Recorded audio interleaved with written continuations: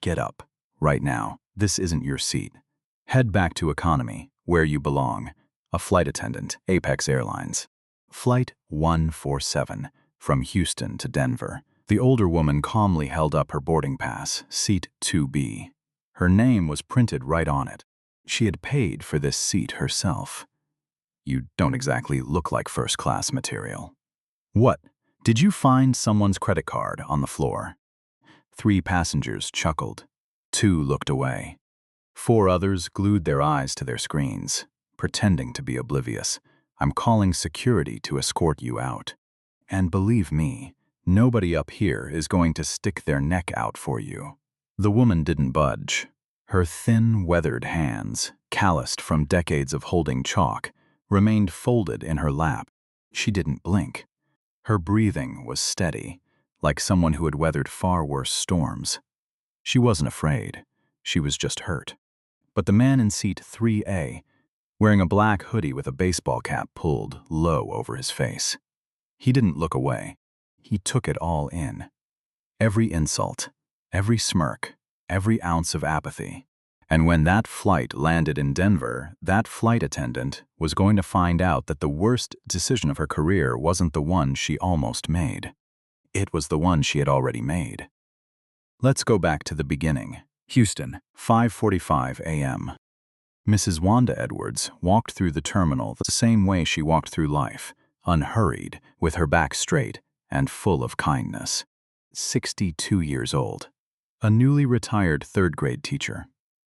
Over 35 years of dedication, she had taught over 1,000 underprivileged kids how to read, how to write, and how to believe in themselves. This first-class ticket was a pooled gift from her former students, ensuring their beloved teacher could fly in comfort for the very first time in her life. But the flight attendant didn't know that, and the mysterious man in seat 3A, Dot, knew it all too well. Houston, Texas. George Bush Intercontinental Airport. Terminal C, Gate 18, 7:22 in the morning. Gloria Tanner walked through the terminal the way she moved through her entire life. Unhurried, head up, shoulders back, not performing anything, just being exactly who she was. She was 64 years old, retired school principal, 31 years in the Houston Independent School District, the last 18 as principal of Lakewood Elementary on the east side. A school where nearly every child qualified for free lunch and nearly every parent worked 2 jobs to make sure their kid showed up at all. Gloria had outlasted 4 superintendents, 2 school board overhauls, 1 flood that put 6 inches of water in every classroom, and 1 pandemic that turned the entire building into a ghost. Through all of it, she stayed. Because those children needed someone to stay. Today, she was flying to Denver for her son Marcus's promotion celebration dinner. She wore a soft gray blazer, pressed slacks, and comfortable flats. Around her neck hung a thin gold chain with a small pendant shaped like an open book. Her carry-on was a canvas tote bag, faded navy blue with a small embroidered patch on the side that read, "Every child deserves a champion." A parent at Lakewood had stitched it for her during the pandemic, mailed it with a note that read, "That includes you." She'd never stopped carrying it. Seat 2B. First class. She had paid $2,847 for that ticket, every cent of it from her own account because Marcus had called her 2 months ago and said, "Mama, you gave everything to everybody else for 31 years. Let this one be yours." She had agreed, and then she'd sat down at her computer and booked it herself because Gloria Tanner did not ask anyone to carry her bags. She boarded quietly, stowed her tote, settled in, folded her hands. That's when Sandra Voss appeared. Sandra was the lead cabin attendant for Apex Airlines. 14 years on the job. Blonde hair lacquered into a knot at the back of her skull. A uniform pressed to architectural precision. She moved through the first-class cabin with the practiced authority of someone who had decided long ago that the front of the plane was her domain, and she was its keeper. She saw Gloria before she reached row 2, saw the canvas tote, the faded blazer, the comfortable flats, the gold chain. And in the space of 3 seconds, before she checked a single database, before she looked at a single screen, Sandra Voss made a decision. She stopped beside the seat. "Ma'am, I'm going to need to see your boarding pass." No warmth, no greeting. The voice of someone who had already decided the answer before asking the question. Gloria reached into her blazer pocket and produced the pass. Sandra held it up to the cabin light, as if she expected it to dissolve under scrutiny. "There may be a system error with this booking. I'll need to verify with the gate before we proceed." Gloria looked at her steadily. "There's no error. I booked it directly through Apex's website 11 weeks ago. I have the confirmation number, the receipt, and the email if you need them." Sandra handed the pass back without a word and walked toward the galley. She didn't call the gate. The man who had just taken seat 3A watched her go. He set his backpack in the overhead bin, pulled his cap low, and folded his arms. He hadn't ordered a drink. He hadn't pressed the call button. He hadn't said a single word to anyone. He looked like nobody in particular. That was the point.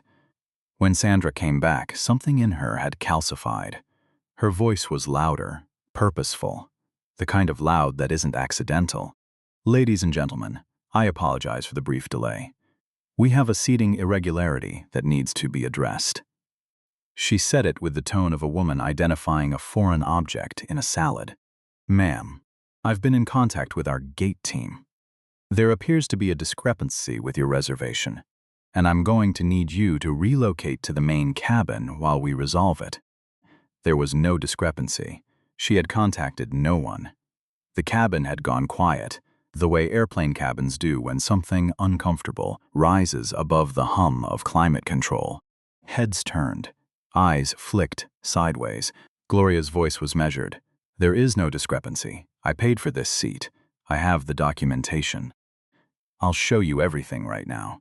"Ma'am, that won't be necessary." "Then what exactly is the problem?" Sandra tilted her chin slightly upward. 14 years of authority compressed into the angle of that chin. "The problem," she said, and she did not lower her voice, "is that this is first class, and I have been doing this job long enough to know who belongs here." She let her eyes travel from the canvas tote to the comfortable flats to the navy blazer.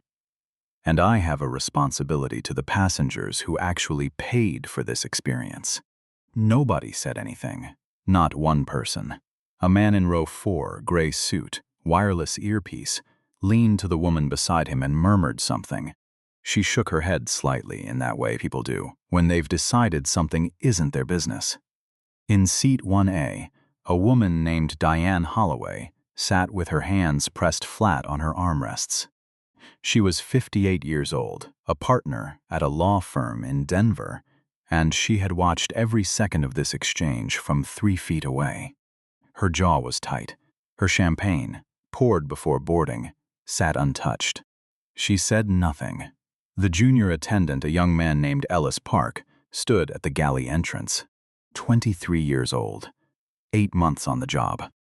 He'd already seen Sandra run this same play once before. 6 months ago, a different flight, a different man, a similar outcome. He had told himself then that he was too new to get involved. He told himself the same thing now. His fingers found the edge of the galley counter and pressed there. Sandra picked up the intercom handset. Her voice went smooth and professional, the voice of someone filing a report that she fully intended to win. "This is the lead cabin attendant. Can we have an airport security officer to the Apex gate, C-18 jetway, please? We have a passenger situation that requires assistance." Gloria did not move. "Ma'am, there is no situation. I have a legal right to sit in the seat I purchased. You have a right to cooperate with crew instructions during the boarding process. That's the right you currently have. That is not a right. That's an accusation dressed up as a procedure." Sandra's eyes went cold. "If you continue to resist, I will have no choice but to involve law enforcement." Gloria pressed her thumbnail into the center of her palm. It was something she used to intense parent meetings, when a father told her she didn't know how to run a school, when a board member suggested her graduation rates were inflated, when someone sat across from her desk and looked at her face and decided she couldn't possibly know what she was talking about. She pressed her thumbnail in and waited. The security officer who appeared was a man named Ronnie Chambers, big shoulders, careful face. He looked at Gloria, then at Sandra, the way people look when they've already processed who holds the authority in a room and are simply confirming it. What's the situation? Sandra straightened. This passenger is refusing to vacate a seat she is not authorized to occupy. I've requested her to move to the main cabin on multiple occasions. She has declined to cooperate each time. Ronnie turned to Gloria. Ma'am, I'm going to need you to gather your belongings. Officer, I have a valid first-class ticket. It is confirmed, paid in full, and I have the digital receipt on my phone right now. I am asking you to look at it before you make me move. Ronnie hesitated. Less than a second, but it was there. He glanced at Sandra. Sandra looked back at him with the particular confidence of someone who has never, in 14 years, been seriously questioned inside her own cabin. That was enough. Ma'am, please come with me. Gloria stood. She did not argue. She did not raise her voice. She had spent 31 years learning that sometimes the most powerful thing you can do is stand up with your dignity completely intact and let the room see exactly what it's choosing. She reached for her canvas tote. The pendant on her chain, the open book, swung forward and tapped once against the seat back as she straightened. She walked up the aisle of first class, past Diane Holloway in 1A, who was looking at her lap, past the man in the gray suit who had turned back to his phone, past 12 people who watched a 64-year-old woman carry her own bag down the aisle and did the arithmetic in their heads and came up with, "Not my problem." Nobody moved. But just as Gloria passed row 3, the canvas tote caught the edge of the armrest, and the small pendant chain snagged and pulled free from the clasp at the back of her neck. The gold chain slipped down and landed on the carpet. The open book pendant came to rest face up on the blue pile, still catching the light. Sandra walked right over it. Ellis saw it.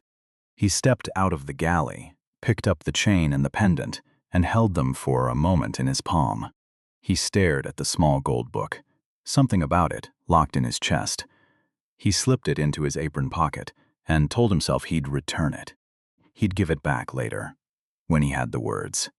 Gloria was placed in seat 31E, middle seat. A man in a business shirt on the aisle with a coffee thermos and no intention of moving. A college-aged kid in the window seat who fell asleep before the jetway pulled back. The overhead bin was full. Ellis had asked a coach attendant to make sure her tote was stored properly. It ended up shoved under the seat in front of her, which meant for the next 2 hours and 11 minutes, the bag that said, "Every child deserves a champion," sat on the floor, and Gloria's feet had nowhere comfortable to go. She straightened her blazer, folded her hands, breathed. In the row across from her, a young black woman, maybe 25, hospital ID badge still clipped to her jacket lapel, a travel pillow tucked under her arm, had been watching since Gloria sat down. She'd watched the way Gloria arranged herself in that impossibly tight middle seat, with a dignity so deliberate it looked almost like armor. The young woman pulled a granola bar from her carry-on bag. She leaned across the aisle. Would you like this? I grabbed an extra one. Gloria looked at her. Something that had been clenched in her chest for the past 20 minutes released, just slightly. Thank you, sweetheart. She took the bar, their hands brushed. The young woman said nothing else. She didn't need to. She turned back to her window and looked at the tarmac, and the fact that she had simply noticed was worth more than she knew. Back in first class, seat 2B had been remade. Fresh pillow, folded blanket, the headrest paper replaced. Sandra smoothed it with one hand and stood back to look at it. Ellis watched her from the galley. Shouldn't we try to seat someone else there? The flight's boarding complete. Leave it. Seems like a waste. Sandra looked at him. 2 years in, and you want to lecture me about waste? He went back to stocking the cart. In seat 3A, the man in the black hoodie had not ordered anything. He had not looked at the menu. He had not touched the hot towel. He sat with his arms crossed and his cap pulled low, and his eyes had barely left the seat that was now sitting empty across the aisle. Sandra had walked past him 3 times. She hadn't registered him once. At cruising altitude somewhere over New Mexico, the man pulled out his phone. He typed a message. Short. 4 words. Pull the crew manifest. Then he put the phone back in his pocket and looked out the window at the flat brown expanse of desert below, and his expression did not change at all. Pay attention to the pendant. The small gold open book. It will come back. The plane descended into Denver International at 10:43 in the morning. The Rockies sat white and still under a hard blue sky. The landing was smooth. First class disembarked first. Sandra stood at the cabin door. Spine straight, smile on. The machine smile, the one that cost nothing and communicated nothing, and served as the last professional layer between her and whatever she actually was behind it. Thank you for flying Apex. We appreciate your loyalty.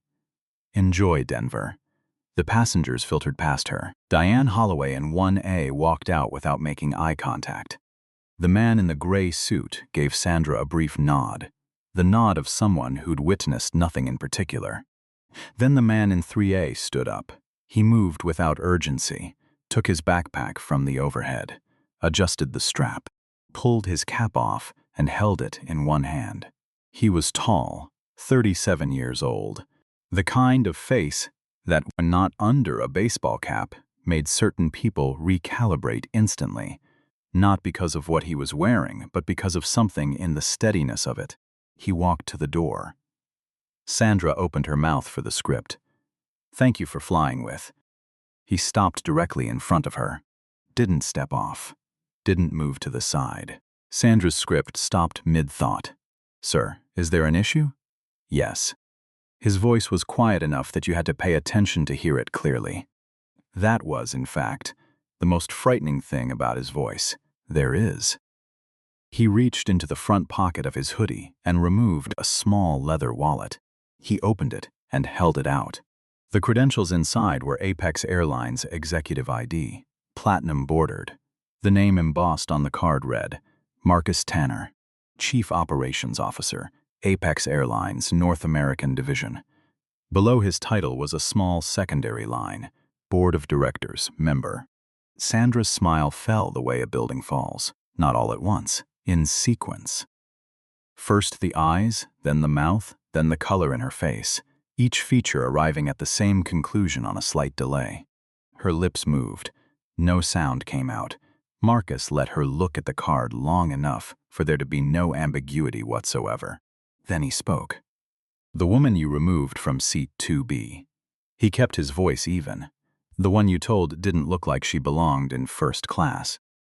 The one you had escorted down the aisle in front of 12 passengers. He paused. Not for effect, just to let the sentence finish settling. That's my mother.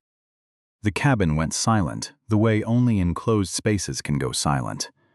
The particular airless quiet of a room, where everyone has just understood something irreversible. 2 passengers still gathering bags from the overhead, froze with their arms in the air. Ellis Park, standing in the galley doorway behind Sandra, felt his knees do something complicated. His hand moved to his apron pocket, the gold chain, the pendant. Sandra's mouth was moving again. Words were forming. The years of professional reflex were trying to reconstruct something, some procedural explanation, some scaffolding to stand on. Mr. Tanner, I want to be clear that there was a booking irregularity, and I followed the standard protocol for... There was no irregularity. Marcus's voice did not rise. I checked. Her ticket was confirmed 11 weeks ago. Seat 2B, paid in full. You never called the gate.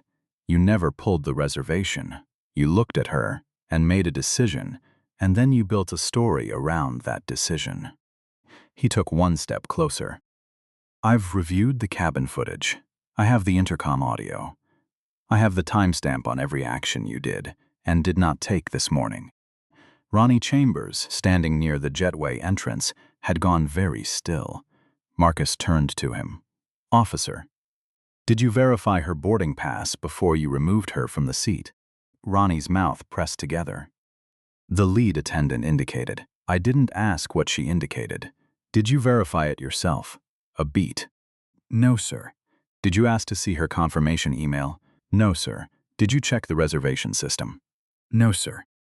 So a 64-year-old woman told you she had paid for her seat and offered you proof, and you chose to remove her anyway, because the person in the uniform said so. Marcus looked at him long enough for the words to stop being a question. That's what happened. Ronnie said nothing. There was nothing to say. Marcus took out his phone and made a call. He did not move to the side. He did not lower his voice. He stood at the door of his own airline's plane and held the phone where everyone remaining in the cabin could hear every word. One ring. Two. Marcus. The voice on the other end was female, clipped, instantly alert. Rebecca Yoon, Senior VP of Operations and Compliance. Rebecca, I need you to initiate an immediate suspension and full compliance investigation for the lead cabin crew on Flight 1147, Houston to Denver. I am standing at the gate right now. I personally witnessed a passenger removal that constitutes textbook discriminatory enforcement. No system check was performed. No documentation was reviewed. The passenger held a valid confirmed first-class ticket and was publicly escorted to economy in front of the full first-class cabin. A pause. Is the passenger your mother? Marcus was quiet for one breath. Her name is Gloria Tanner, former principal of Lakewood Elementary, Houston ISD. She has taught and served this city for 31 years, and she spent the last 2 hours in a middle seat in row 31 because one of our employees decided she didn't look like she belonged where she'd paid to sit. Another pause. Longer. Marcus, I'm so sorry. Begin the suspension. I want the full investigative file on my desk by end of business. Already typing. He ended the call. The jetway hum filled the space where other sounds should have been. Sandra stood at the door of her cabin with her hands at her sides and her spine that was no longer straight, and the machine's smile gone completely. Nothing behind the face now but the particular blankness of someone who has just watched 14 years evaporate in the length of a phone call. She tried one more time. Mr. Tanner, I want you to understand that in 14 years I have never been accused of... You were never caught. His voice was still quiet. He was still looking directly at her. That's different. He turned to Ellis. Ellis stepped forward. His hand came out of his apron pocket. He was holding the gold chain, the small pendant shaped like a book. He held it with both hands, the way you hold something fragile that belongs to someone else. I picked this up off the carpet after she passed. I should have said something then. I saw the boarding pass. I knew it was valid. He swallowed. His voice cracked slightly at the edges. I've known for 8 months what she does in this cabin. I didn't say anything then either. Marcus looked at him for a long moment. He took the pendant and chain from Ellis's hands. He turned the small gold book over once in his palm, then closed his fingers around it. He didn't say anything to Ellis. Not yet. He turned and walked back up the aisle, past seat 2B with its fresh pillow, past the galley, past the curtain, through business class, into coach, past the families and the students and the tired businessmen who'd had no idea what was happening at the front of the plane, past the young woman with the hospital badge who looked up as he passed. Their eyes met. He nodded at her. Small, almost imperceptible, but she saw it. Row 31. Gloria sat in the middle seat. Her hands were folded in her lap. The canvas tote was jammed under the seat in front, with with her feet pressed against it. She was looking out past the man in the window seat, watching the ground crew move below the tarmac, and her face had the particular stillness of someone who has spent a lifetime learning not to let rooms see them bleed. A shadow fell across her. She looked up. Marcus was kneeling beside her seat. Right there in the aisle of his own airline's airplane, the chief operations officer in a black hoodie on one knee on the coach carpet in row 31. "Come on, Mama." I've got you. Gloria's eyes filled, not with sadness, with something closer to the relief of a weight finally set down after you'd forgotten it was there. She took his hand. He helped her stand. He reached under the seat and pulled out the canvas tote himself, straightening it, the patch facing out.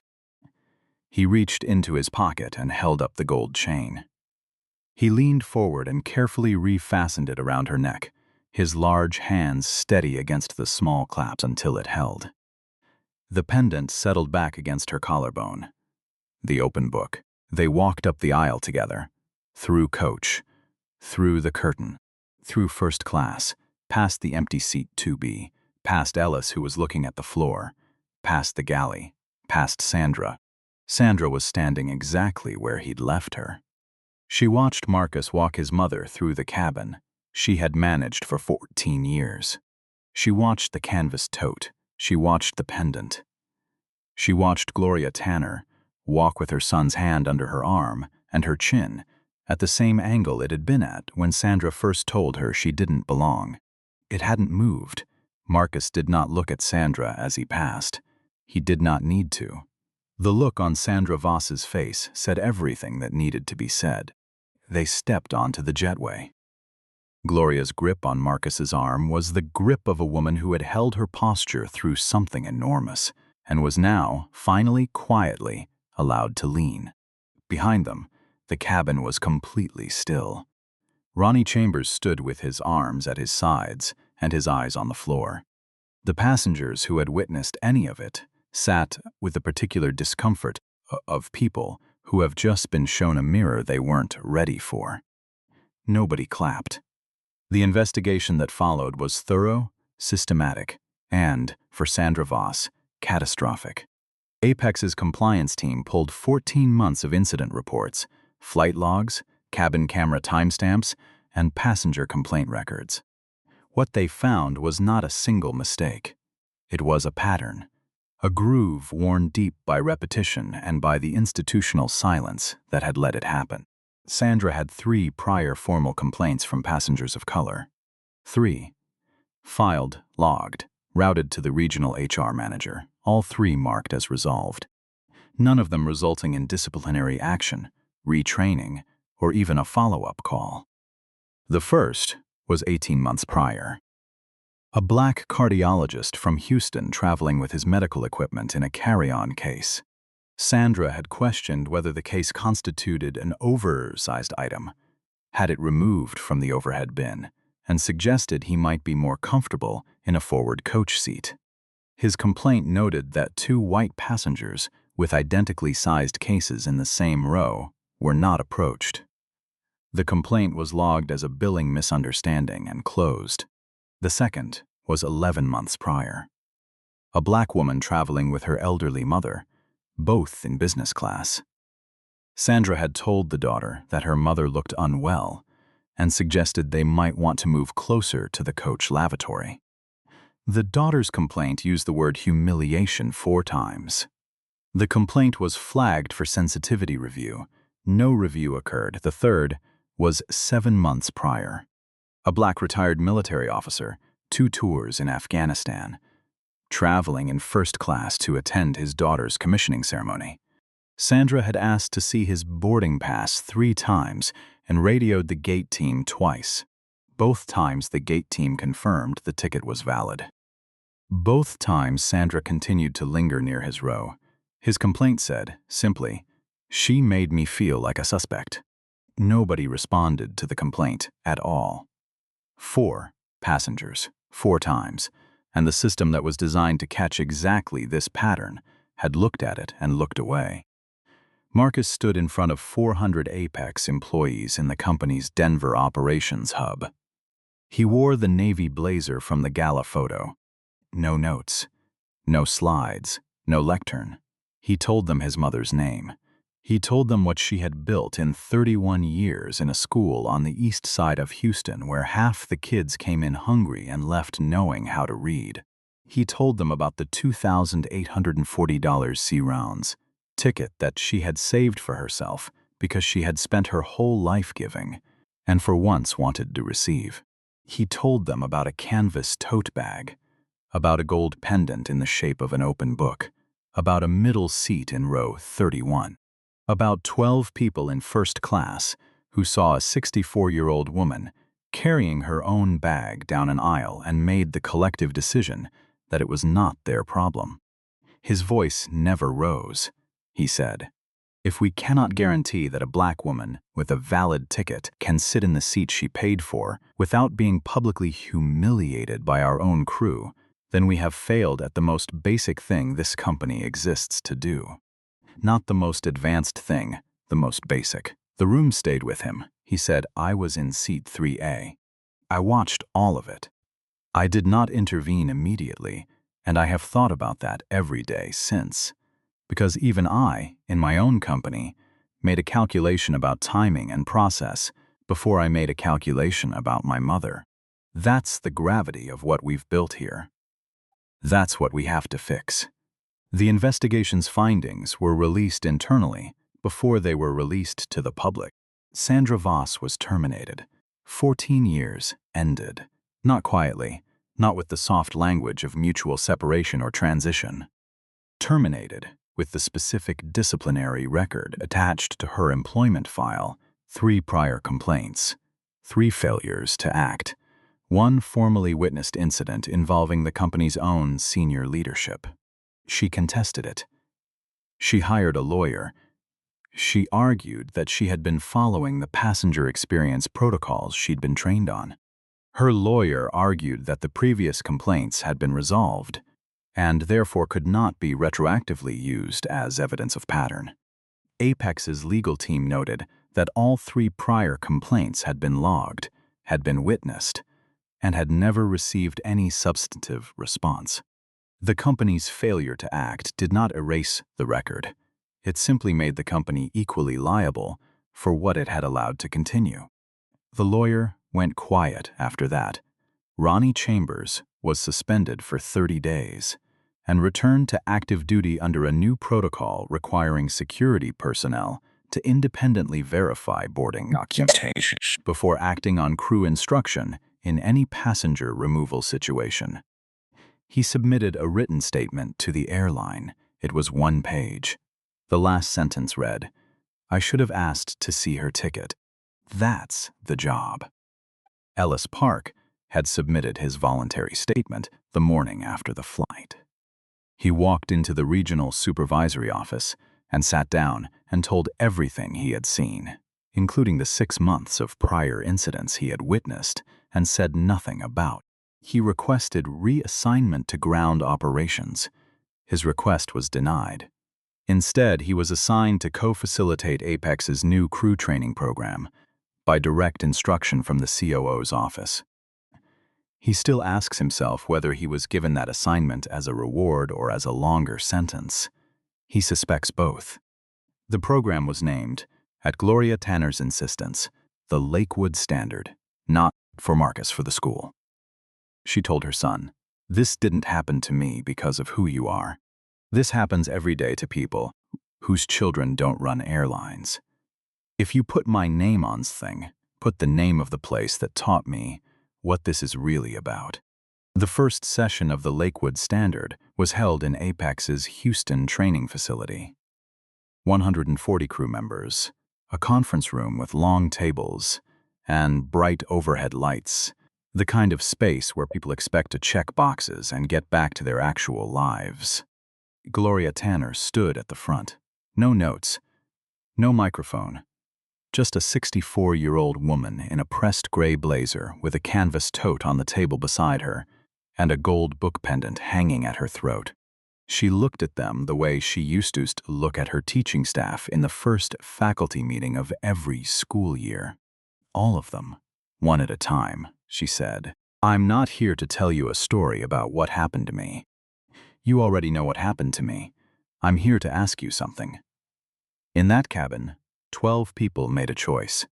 They chose to believe that what was happening was not their responsibility. Each one of them had a reason. The woman in 1A was afraid of causing a scene. The man in 4B had already decided it wasn't his business before he even looked up. The junior attendant had been taught by years of experience that the lead crew is not to be questioned. None of those reasons were wrong. They were all completely human. But here's what I need you to sit with. The woman in 1A could have pressed one button. The man in 4B could have picked up my glasses. The junior attendant could have said, quietly, to one person, I looked at the reservation and the ticket is valid. Just that, just one factual sentence. Not heroism, not confrontation, just the truth, said to one person in a room where the truth had been erased. She was quiet for a moment. 140 people did not move. She said, the children I spent my life teaching didn't need me to fight for them every day. They needed me to refuse to pretend I didn't see what I saw. That's all. You refuse to pretend you don't see what you see. That's the standard I'm asking for. She picked up the canvas tote and walked back to her seat. The room stayed quiet for a long time after that. Sandra Voss did not return to Apex Airlines. She did not complete a retraining program or apply for a reinstatement pathway. She moved back to the small town in Ohio, where she'd grown up, and by most accounts, she told people there that she had taken early retirement. But 3 months after her termination, she sent a letter to the Apex Compliance Office. It was addressed to Gloria Tanner and had been delivered through official channels because Sandra had no other way to reach her. It was 4 pages, handwritten on plain white paper. She wrote about her grandmother, who had used words Sandra does not repeat in the letter, words that she had heard so many times at the dinner table that they had stopped sounding like hate and started sounding like weather. She wrote about what she had built in 14 years in that cabin, a system of certainty about who belonged and who didn't, built from nothing but the clothes people wore, and the bags they carried and the way they moved, and how for 14 years that system had felt, to her, like expertise. She wrote, I told myself I was protecting the experience. I was protecting something. I understand now that what I was protecting had nothing to do with anyone's experience except my own need to be in a room where I decided the rules. She wrote, I did not know who you were. I want you to know that I understand now why you keep saying that doesn't make it better. It doesn't.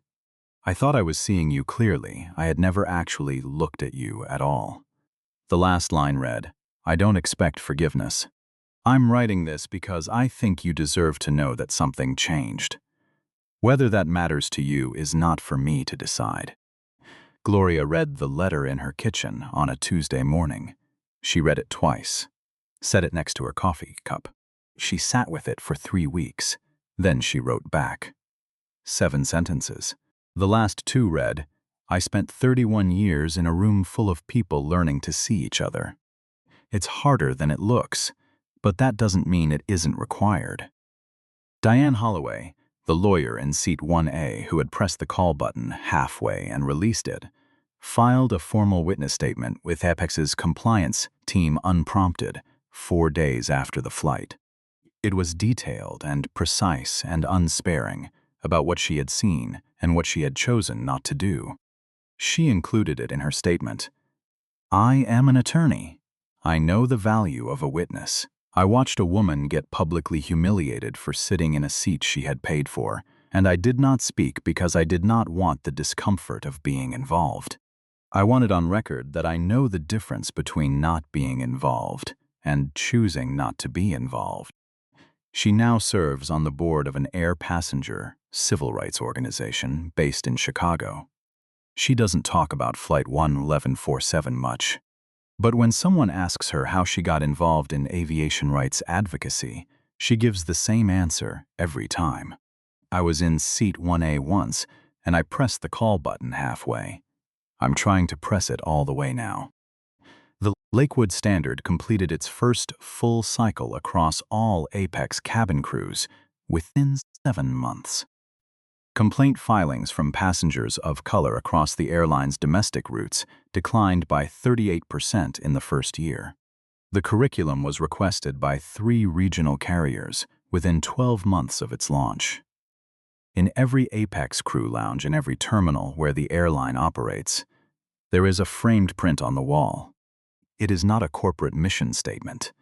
It is not the airline's logo. It is a reproduction of a handwritten sign on yellow paper in blue marker. The handwriting is a teacher's handwriting, precise and unhurried. Every person in this room deserves a champion, no exceptions. 30 years ago, Gloria meticulously crafted that sign for her classroom. For 3 full decades, it hung prominently above the doorway of Room 7 at Lakewood Elementary. Every single child who walked into that room passed beneath its silent blessing. A testament to the grace and quiet strength of an aging teacher, it served as a sanctuary for generations of children crossing her threshold. Though the sign hanging in that classroom today is merely a reproduction, the new principal left it untouched, preserving the soft, familiar contours of Gloria's handwriting as an enduring monument to compassion. The original sign, faded and softened by decades of heavy Houston humidity, now rests peacefully in Gloria's living room. It hangs proudly on the wall, positioned just above the hook where she drapes her canvas tote bag every evening upon returning home from a lifetime of service. Marcus flies home to visit her once a month now. Sometimes even more.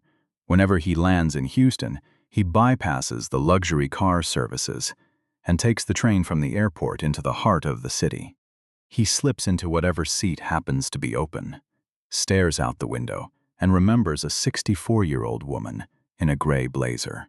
He pictures her at 30,000 feet, hands folded composedly in her lap, in a cramped middle seat, fiercely refusing to let a cabin full of shallow eyes watch her bleed. He thinks about the staggering emotional toll she paid to safeguard her dignity. He recalls the night after the world fractured, when they sat together at her kitchen table. The story had already broken across 2 national media outlets, and his phone hadn't stopped vibrating for 6 hours straight. She had placed her weathered hand over his and said, "Baby, don't let this make you hard. Let it make you clear."